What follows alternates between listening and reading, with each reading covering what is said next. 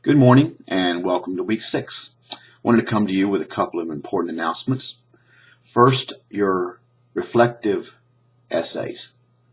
I've gotten about half of them back to most of the students. Still going to finish up the rest today. So wait for you to get my comments on your reflective narrative before you post your final draft of your reflective narrative in the Dropbox for this week. I noticed one student had already done that before I got a chance to get my comments back to her, so I asked her to do a little editing and post it later on. So be on the lookout for that. I will be sending it when I send your grade for the discussion for week 5. So you should get that, plus you should get my comments back on your reflective narrative, so you can have that ready for the final draft that's due this Saturday coming up. Other thing is we're getting down to the last week. We're in week 6.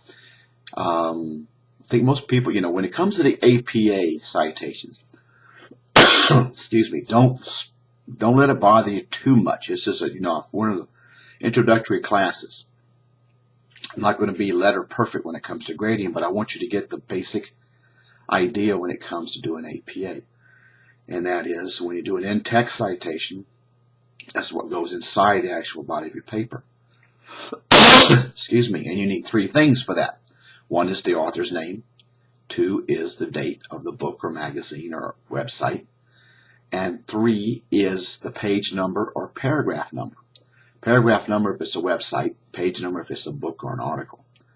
If there's no author, then you wouldn't have the author's name. You'd have an abbreviated version of the title of the article. So those are 3 things you need in your in-text citations. In your reference citations, you need 5 things. Author, the date of publication, title of the article or book, the publisher, and the year it was published. So look for those 5 basic things, and I keep sending everybody the APA guide. And it shows that in there very clearly what Bryan and Stratton wants.